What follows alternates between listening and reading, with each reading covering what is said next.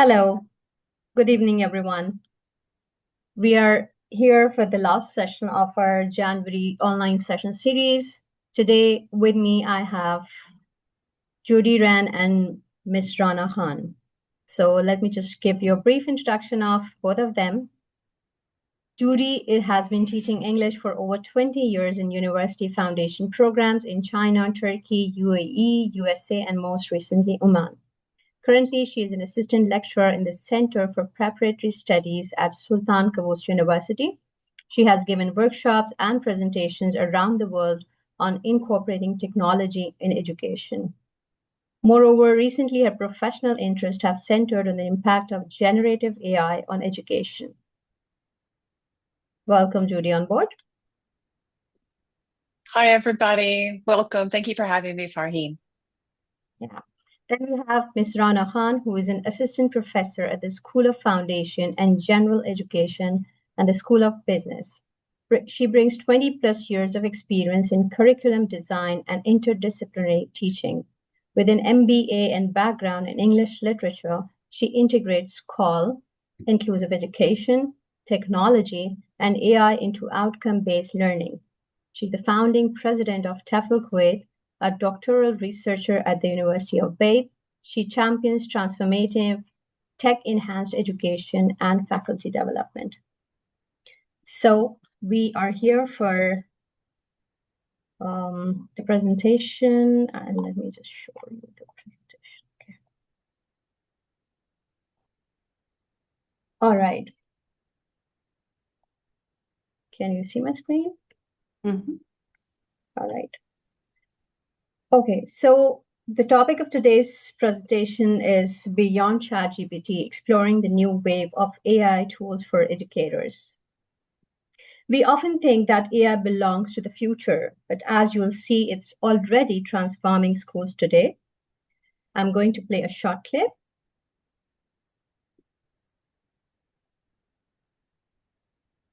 Yep, that's me, and this is a day in my life at one of the most innovative schools in the United States. Have a good one. We start off with morning lunch, which is a time for us to get motivated. We do things like teamwork activities, puzzles, and physical and mental exercises. Now it's time for my 2-hour learning block. I do all of my academics, math, reading, science, and language in the first 2 hours of the day, and it's all in AI apps. But we take a few short breaks because we practice the Pomodoro method. After core skills, it's time for lunch. We have 45 minutes for lunch, and that's our third recess of the day. After lunch, we do our life skills workshops. Right now, our workshop is to launch an actual food truck where we plan the name, the menu, the marketing, the permits, and everyone has a different job. We each get a grade on how well we do our individual job. We also have our one-on-one accountability meetings for 20 or 30 minutes with our adult guides. Last thing we do in our day is shout-outs, where we say something positive about all of our peers. Uplifting others makes everybody very happy. Let's give it up for Byron. Okay, so what stood out to you most in this video? Can you write some responses in the chat box?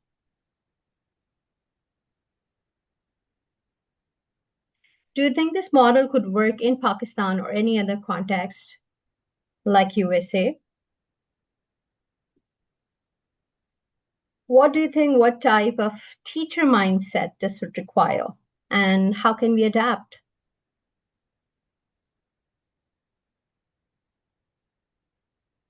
Okay, the students seem really engaged. Okay, so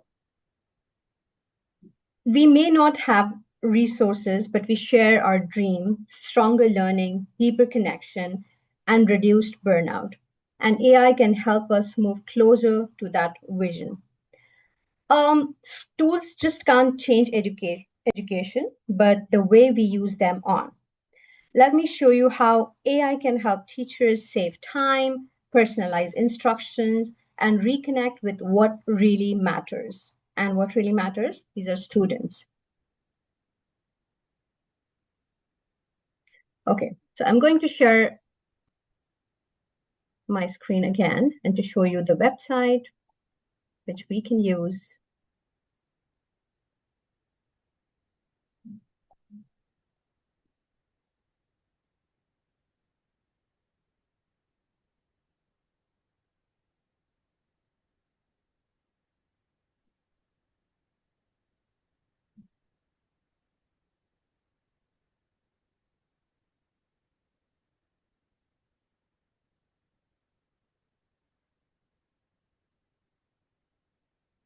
Okay, so magicschool.ai. While most teachers use ChatGPT for ideas, Magic School is built by educators for lesson planning, differentiation, inclusion, and communication. It's compliant and designed for schools. Instead of a generic lesson plan, let's create a universal design for learning plan for grade science, grade six science, or you can design any lesson plan with SEL connections and different levels of differentiation. So let's start.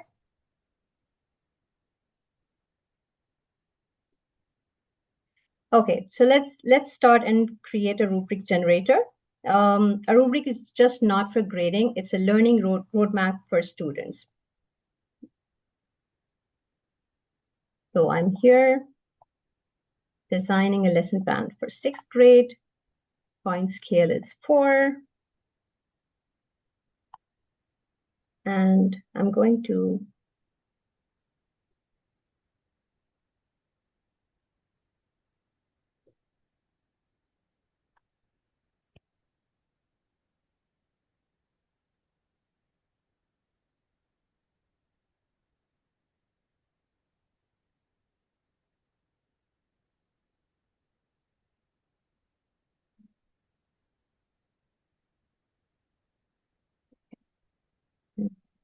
click.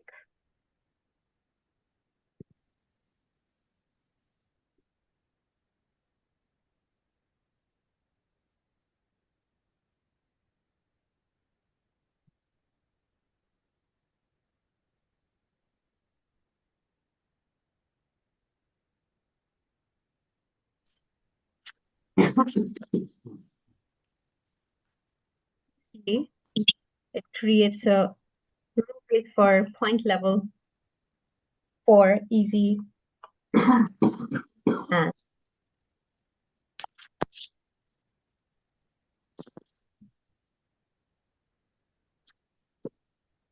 Sino yung Bandura? Inhibas City. now I'll give it to Rana, and Rana is going to start her presentation now. Thank you so much, Farheen. Let me try to open my PowerPoint. Can you all see my slides? Yes. Okay, thank you. Let me put the slideshow on.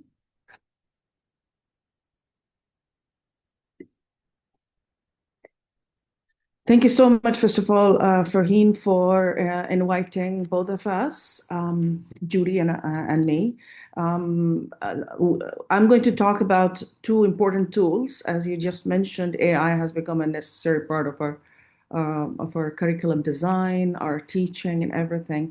So I'm sharing information on two tools, Boodlebox and Prezi. So let's talk about Boodlebox. I don't know if anyone has heard about Boodlebox. It's more like a cumulative AI tool that collects 4 or 5 or maybe 6, depending on whether it's a premium license or it's a free version of your tool, into one collection. And I found it very useful because I don't have to go all over the place. It's all collection of tools together, and it offers a lot more than just offering us the tools. I'm going to show you why I'm saying that. So let's show you, just like any other AI tool, it helps faculty and students prepare for classes efficiently. So it saves us time. We can be well prepared.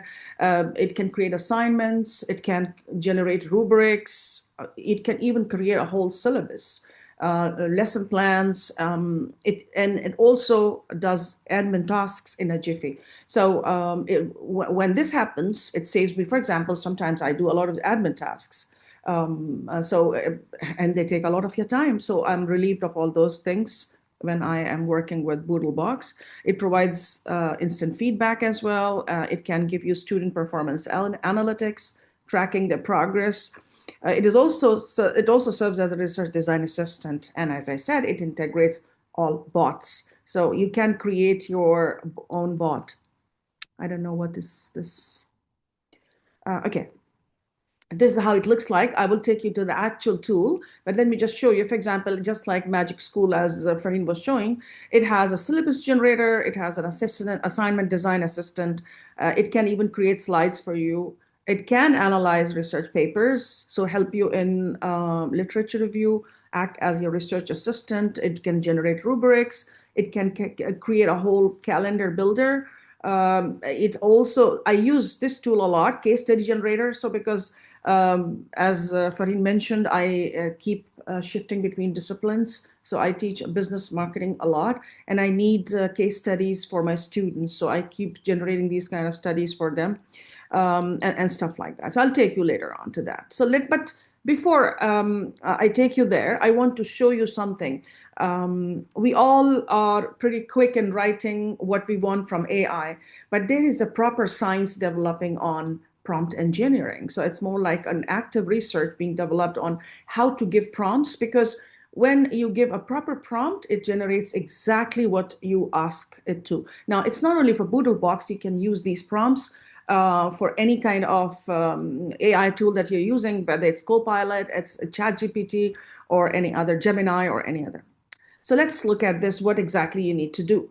So there are four main important things that you need to take care of. So we call it the PrEP framework. So P is for prompt, which is the main instruction, what you wanted to do. For example, create a rubric. Okay, and then you give it a role. So you ask it to become the person you wanted to. For example, if I'm an instructor, so I'm an instructor of communications class, I'm an instructor of a language class. And then E stands for explicit instructions, what kind of approach you wanted to take, or what kind of elements or components you wish to include in that particular task you are asking it to do. And P stands for the parameters, which is like what kind of boundaries, how much, how many words, what is the length, how many pages. You give it explicit instructions, and voila, it gives you exactly what you're looking for. I have created some interesting prompts for you just to give you an idea. So, for example, this is about a collaborative project on a social media strategy. So the prompt P would be create a collaborative project plan for a marketing class on social media strategies. Who are you? You are a project-based learning specialist in marketing education. So you are so and so. What you want to include in it, you need to develop a group project idea that requires students to create a social media strategy for a fictional startup, not an existing startup, fictional startup. So they can use their own ideas. Include project objectives. How many? It depends on you. 4 distinct roles with responsibilities and 3 milestones, key performance indicators. So you see, you included all that you wanted it to include. And then last but not the least is limit the plan to 200 words. You don't want it to exceed that. The plan means the assignment that you want to generate. Ensure the project is scalable for a group of 3 to 5 students, and it will generate exactly what you want. Another very good example would be like this. This is a communications class for all majors. Create an assignment to deepen student understanding of managing stress and workplace through a detailed case study. So this is what I wanted to do. Who are you? You are a management instructor taking a course on communications. Students will do this. Critically examine a case study. Be sure to include an assignment overview with clear-cut descriptions. Be sure to include specific guidelines. All that I want to be in that. And then last but not the least, the parameters. It should not exceed 700 to 1,000 words. It's a mistake here, typo. And follow all referencing guidelines for APA. So it will include all those instructions when it creates and generates an assignment. You understand? You don't have to go step by step. So this is how you can do. This is a rubric, because Farheen just mentioned a rubric. Create a detailed rubric for an oral presentation in a communications class role. You are an instructor for undergraduate students taking a course on business communications. Be sure to include proficiency criteria in the rubric and the scoring guide. And last but not the least, I make sure that ask it to, sometimes it gives you the rubric in a linear format. No, I want it in a tabulated format. So it will give me in a tabulated format. So this is how it works. I would take you there, but let me first finish another very important tool, because otherwise I might miss it because of the time we have. The second tool I want to talk about is Prezi. It's a presentation tool which I've been using for almost 6 or 7 years, but recently they have added an important feature which is called Prezi AI. So I'm sure many of you might be aware of it, but it's better than PowerPoint, especially because it's engaging, it's interactive. It's not linear like slide by slide, but it's very 3D. So it moves back and forth. It's very engaging that way. And the best part about it is that you can zoom a certain section. So for example, there is a small section on your slide, you can put the focus on, and then that part becomes across almost as big as the slide. For example, see here, these are the options. You can straight away give it a prompt, write the item. For example, I want to create slides about motivating students. I just write motivating students. It will give me guidelines. I can choose, okay, I want this, I don't want this, edit it, and then just press click, and it generates the entire presentation with content inside it. This is option number one. Second is there are so many templates which are being created by AI. You can use any one of them. You can start from scratch. You can convert an existing PowerPoint that you have and make it into a presentation. This is how it looks. You can see this is like, I will take you, of course, to the actual place. This is like how, the user interface is very colorful. Have you seen a PowerPoint look like this? So you can give it the background you want. So let me try. I don't know, how much time do I have for him? So I can quickly show them, and maybe just because I have ready-made stuff available there. Can I show them? Farheen, are you there? Okay, so this is how the Boodle box looks like, as I said. Boodle box, you can see I have some, because we don't have much time, so I created some samples for you. So you see there are some writing minutes. Amazing. It does everything in a few seconds. So for Sorry, example, Rana. Yeah. Sorry, Rana, we can't see your full screen. We can only see the. Oh, sorry. Maybe I just let me, I think I did not change it. Where is it? Google Chrome. Yeah, can you see it now? Thank you so much for reminding me, Judy. Well, sometimes we don't know, we have not shifted. Sorry about that. No, and Zoom has so many fun ways of updates. sharing. It has updates, and earlier we would just shift and it would just show. Anyhow, so you see, I'm trying to show you some meeting minutes. So what did I do? I had an agenda for a meeting that we had taken, and I had previous samples. I want it in a certain format, not just any format. So I uploaded two samples. One is the agenda, which I wanted to convert into meeting minutes, and look how it generated exactly the same way I wanted it to. Exactly the same format, the pattern that I wanted. It expanded my minutes. And of course, the human intervention is always needed. So I just checked, I removed certain items, I edited something, but it saved me a lot of time. Another option is I wanted to show you, a lot of us present in conferences. It can also write a conference proposal for you. Allah, you wouldn't believe exactly the way you want it if you give the right prompt. So create an abstract for an online conference. You are a leader discussing the successful transition from committee members, exact prompts. And I said that the parameters are, I want an abstract of 50 words. I want a description of 300 words. Look, in an instant, it generated exactly what I looked for. I have a syllabus creator. I really want that to be sure. So you see, what I did was I wanted to create a lesson plan, and I gave it a command. So it generated a lesson plan like this, a linear version of it, week by week. But I said no. So you can interact, you can chat with it, just like any other AI tool. I said I would like it to be tabulated. Can you tabulate it for me? And it immediately tabulated the same thing. Look, this is how we give it to our students. And then I said something else. I said, can you please put the grade breakdown into table also at the bottom of the planner? So you see, it added the grade breakdown. Can you see? All that in an instant. So this is how you can do a lot of things. Because I have less time, I will just quickly show you the Prezi tool. This is how it looks like. I would just try to show you, because you can explore it yourself. For example, create with AI.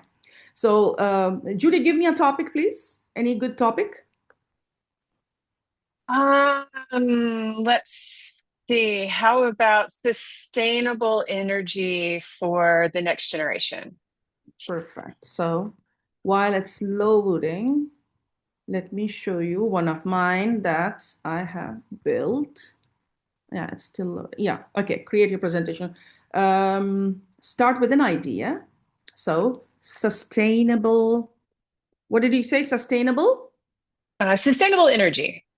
energy. Okay, perfect. So so it will create an outline for me because, as I said, you can edit certain points that you want, that you don't want. See, in an instant, it generates an outline. Okay. Now I can go and edit anything, remove, add my own points. I'm happy because I want to show you right now. So I'll just say create a presentation and see how in an instant it's generating a presentation. I taught an entire course, Judy and all, using this tool because we didn't have slides in that course. All they had given was a course description. Look at the beautiful thing. And by the way, I just want to show you something. You have an option to choose different backgrounds. Let this whole thing build, and then I'll show you exactly.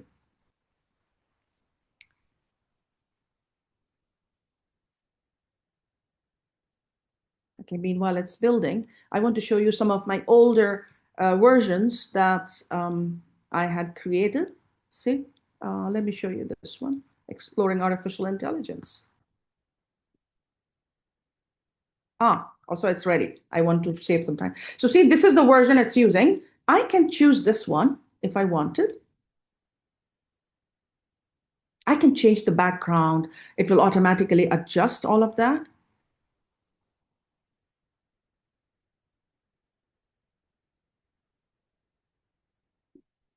This is how it looks like.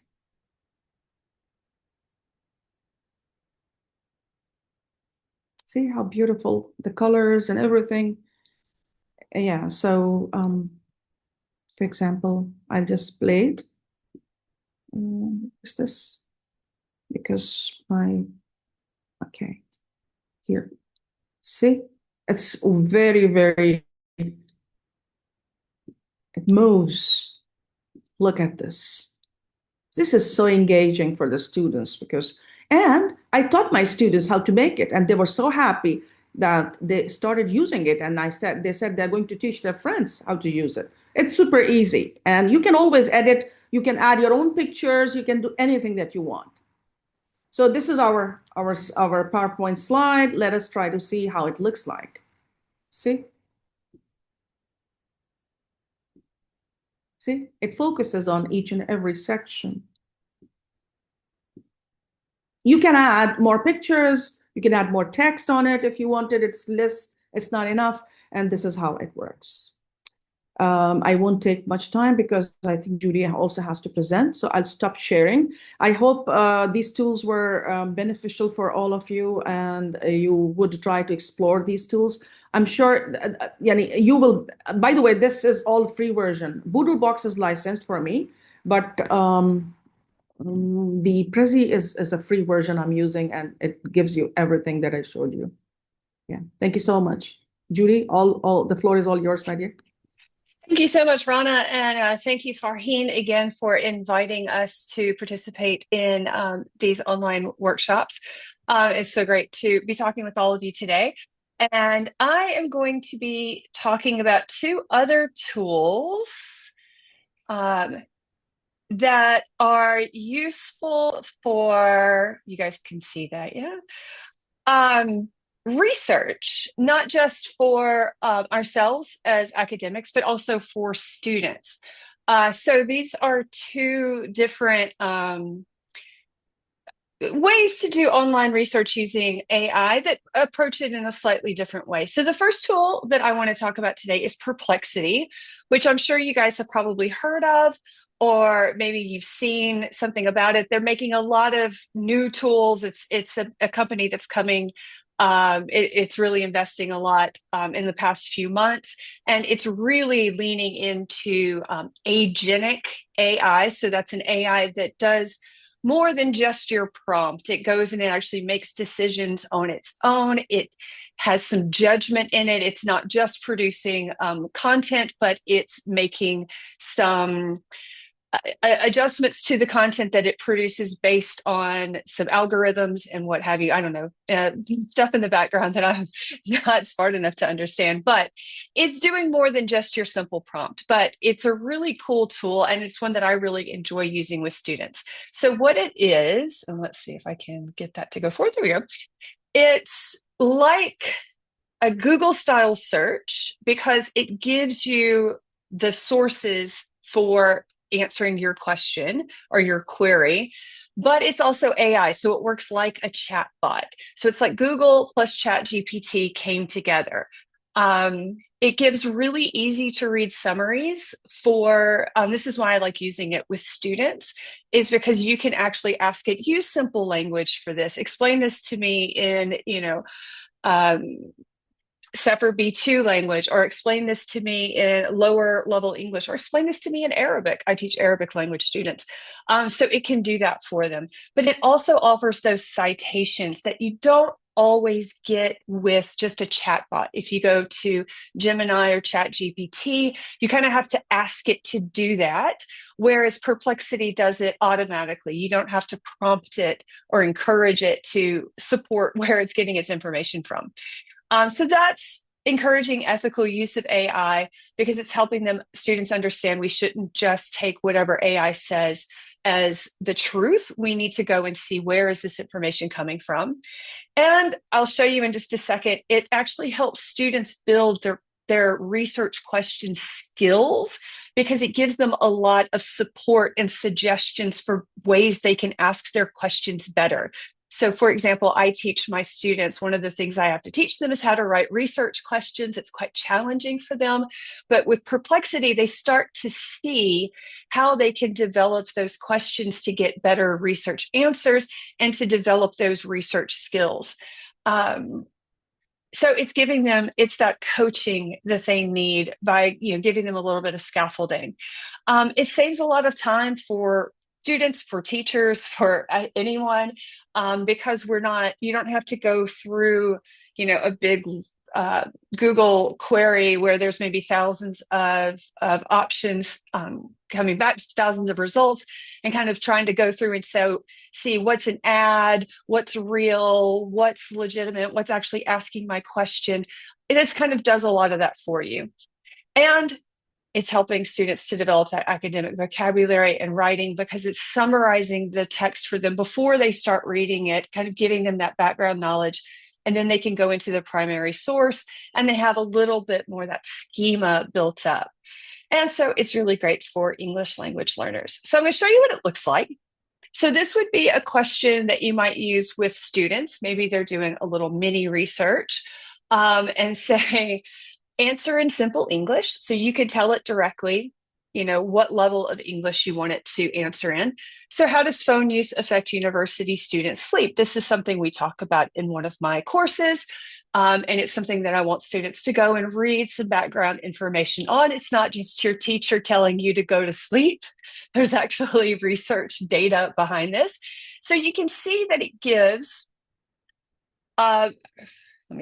links to the sources. So it says this is where this information comes from. And you can actually ask Perplexity to give you anything from the internet, only academic scholarly sources, only social media. So if they're doing some research there, they want to look at kind of public opinion, public thought, you can limit it to just search for things with a certain .gov.edu.om for Oman, for example. So you can really limit that search down into what exactly it is you want Perplexity to focus on. And then it gives a basic overview with a bullet pointed summary. So again, this is quite easy to read. It's a nice little background for the students before they go further. And then it gives them some follow-up questions. So here's maybe where you can start to train students on, here's how to go deeper into a topic. Here are some questions. What do you think about these questions? Are they helping you to understand this topic in more detail? Or, would you like to change them? Why? So kind of giving them a little bit of critical thinking for that.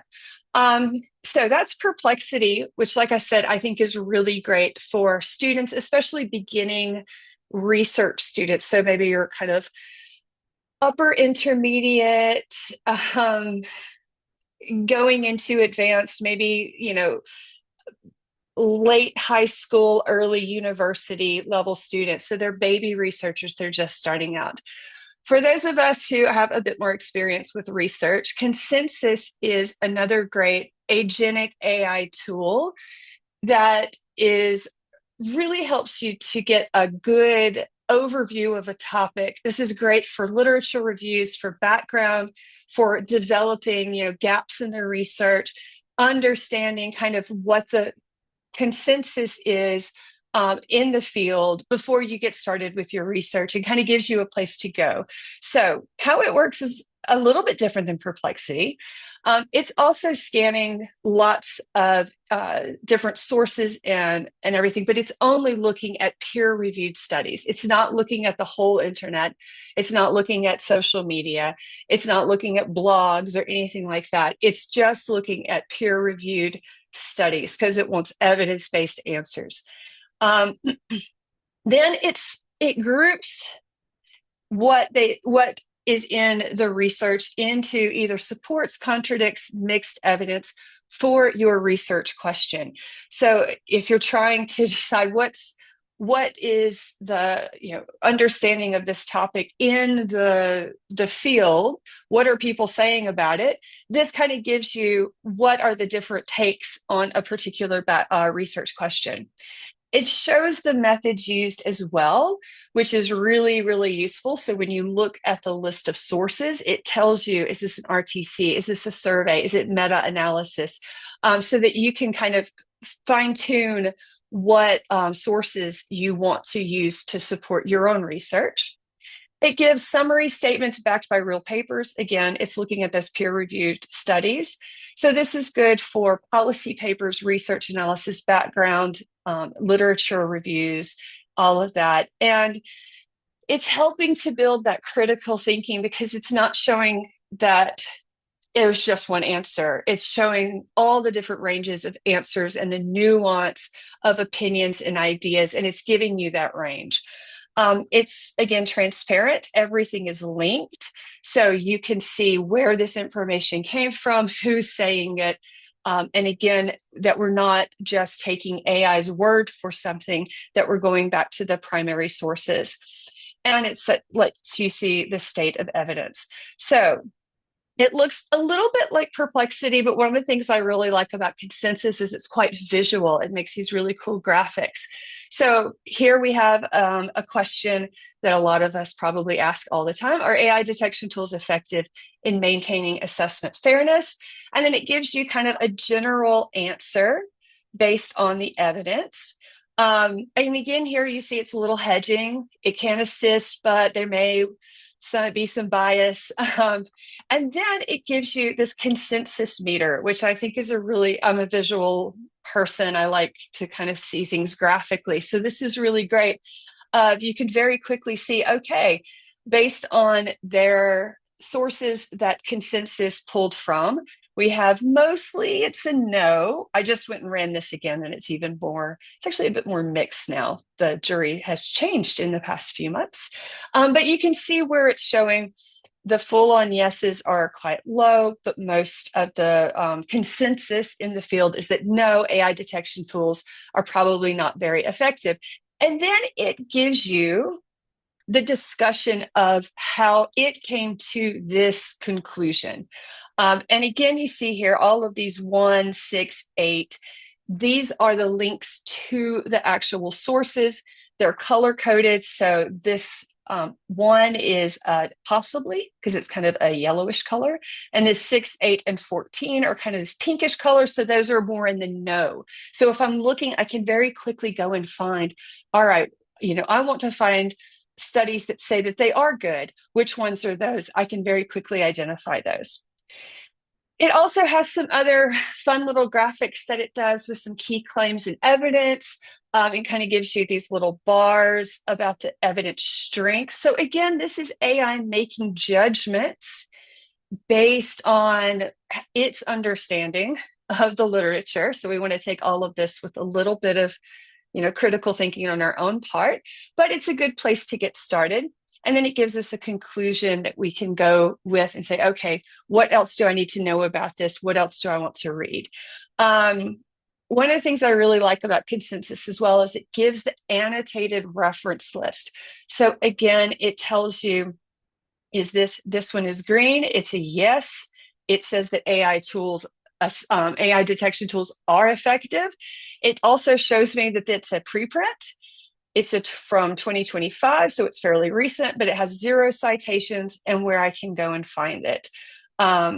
Here it's pink, which is a no, and it's again 0 citations. But down here we have one that's kind of the AI couldn't decide where it was. So that's maybe something that you want to go look at. But it also shows me that it was highly cited. So this is pointing me in the direction of articles and sources and resources that are going to be useful for me. So as a researcher, this is a great place to get started. It's also good just to use in class with students if there's a topic, maybe with upper level students or a content-based class where a question comes up in class and you want to see, well, what does the research show on this topic?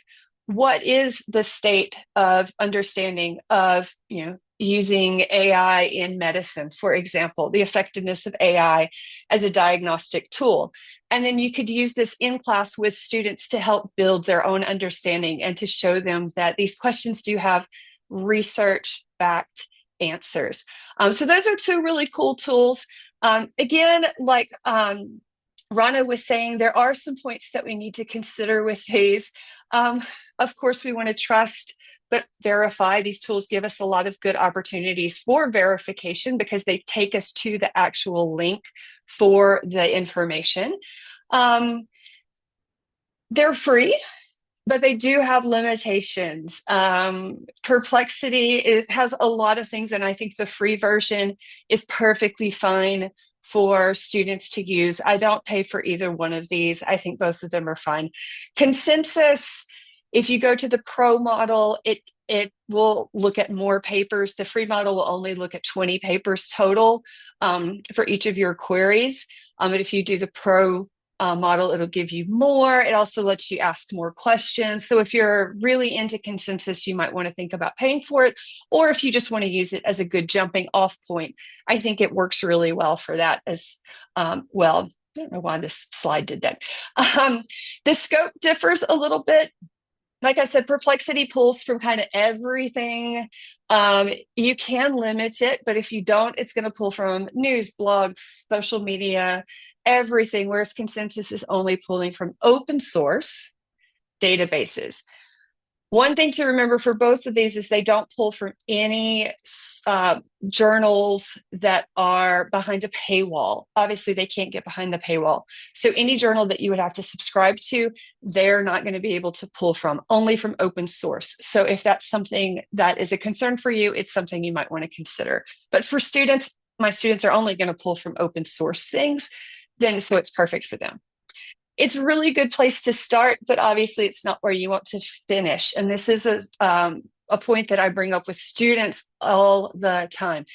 AI is a great place for you to get started in exploring a topic for your research, but the research part, you still need to go and do it yourself so that you can understand if the AI was correct to begin with. You can't do it the other way around. And both of these tools are good, but again, they approach research slightly differently. Perplexity is a lot more kind of general, broad background definition, whereas Consensus is really more looking for those trends, agree or disagree. It's great for topics that lend to a little bit of controversy or where the research isn't quite settled yet, to kind of see where things or fall on the different the scale of yes, we all agree, or no, we don't. And here's where, again, finding those gaps in the research. So those are 2 great tools that I use with my students, and I thought you guys would like to know about them. So I think that's it from me, and I will turn it back over to Farheen to finish us off. All right, so I would like to mention one tool here because so many of the audience are here from the school. So I'm going to share one tool to show them how to differentiate, because differentiation is also very necessary. It's actually about not changing what students learn. It is changing how they access learning. So I'm going to share my screen again. Okay. Okay, so can you see my screen? Okay, so this is diffit.me, and I'm going to paste this link. This is the link from, this is an article from National Geographic, and I'm going to paste this link on diffit.me. So diffit.me is an AI tool designed to help teachers adapt content for differentiation, to differentiate the reading levels and the learning needs. So I'm going to generate some resources using diffit.me. Diffit.me adjusts reading levels, create multiple versions of the same text, also generate questions, vocabulary, and also saves our planning time. So if you can see, the article is pasted. You can also see the summary of it, the vocabulary, and all the things here. So, all right, so this is from our side. And I would like to thank Ms. Rana and Judy for collaborating with us at Lab Foundation and taking out their time to conduct this special session. So this is the time for the certificate. I'm going to paste the certificate in the chat box for you all to fill in. As you all know that when you will fill this form, you're going to receive your certificate via email.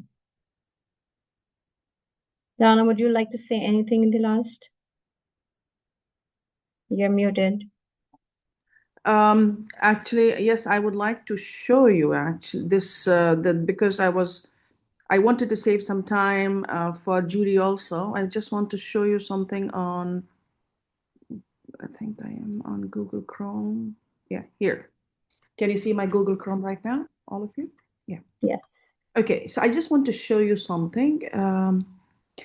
Because as I mentioned, Boodlebox is one tool that gives you everything combined. So as Judy was mentioning, like for a starter, free versions are good enough. So if you go to Boodlebox dashboard, you can see it has two options. This is like, it's a chat. So you can, for example, it offers you these kind of tools which you usually use. So it's accumulation of Chatgpt. Now this is a licensed version, so it's showing Chatgpt 5. But if you were a starter without a license, it would still give you a Chatgpt 4 level. It shows Claude, Perplexity, all into one.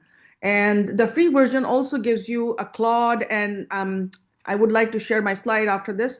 So it gives you 3 or 4 AI tools put together in one place. And you can choose, for example, I want to work with ChatGPT, so it will put ChatGPT for me. If I wanted to put Perplexity, I would use Perplexity for it. And by the way, it's even the licensed version is not that expensive, because if you look at ChatGPT, it charges you $20 per month, which is quite heavy. And so is this one. It's actually lesser, I guess, $15 per month, and it gives you a collection of many AI tools. And this, for example, this was chat where you have an AI tool helping you, and this is what you can do with so many forums. Now, this is all of them together, but if you wanted to select, for example, I want to look at the tools that can help me in course development and academic planning, it will shortlist the ones for you. So it will make your life easier instead of searching through all of them. If you wanted to look at, say, something for student assessment and feedback, it will give me only the ones that are needed for this. So this is an amazing tool, and I'm sure all of you can benefit. You can start it, which is absolutely free and comes with almost everything. I would like to show you exactly what are the tools it comes with. Can you see my slides now? Yes. Okay, so let me go back and show you.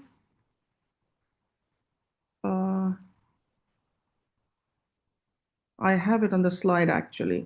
Yeah. See, I try to put it on the slide. You can see the free version has ChatGPT 4. It has Claude 3.5 version, Gemini also on it. Google Web, and of course, you can create your own bots. It has lots of bots available for different things. The licensed version has, as you can see, ChatGPT 5, I showed you. Perplexity is missing in the free version. It has Gemini, and it has other tools which you can use, for creating graphics and other stuff. So it's an amazing tool. And something that I really wanted to mention is ChatGPT is open source. I was delivering a workshop in my own campus, and I wanted people to understand all AI tools are good. But what is different about Boodlebox, and I actually encourage people to use Copilot because it's enterprise friendly, it's within the perimeters of an enterprise, it's not open source. So whatever happens within the enterprise remains safe. You see, whatever we are feeding it is being used to train the AI models. It's like a big, huge database that we are providing it with. And all those prompts that we give, all the information we are pouring in, is being used to train itself. It's a machine learning process. It trains itself with what we are feeding it because ChatGPT is open source. But unlike that, Boodlebox is 100% safe. It strips off all the identifiers, and when it has to use AI models, the identifiers are stripped off and it uses only those that information, and but rest of the information is all safe. It's like a reserve where all the information that we put in is encrypted and it's not allowed to be used by for training. So it's 100% safe. This is the good thing. So, for example, for my research, I'm doing my thesis right now. So I'm using Copilot. I'm not using ChatGPT at all. Um, I'm relying on Copilot, and sometimes I use Boodlebox because they're both safe versions of AI. This is what I wanted to share before we finish this session. We are open to questions if people might have any questions from both of us, actually, all three of us.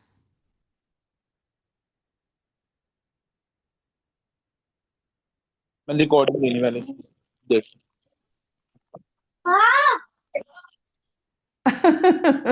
Let All me right, if mute you have everybody. questions, you can write in the chat box if you want.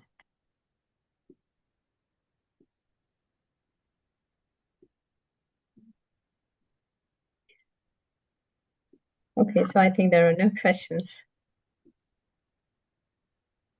So Any people questions? are praising the session. Thank you so much.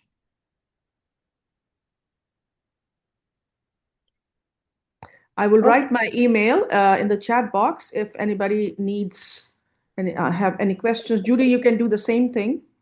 I will. So people can write back to us if they thought of something later to ask. Okay. This is my email.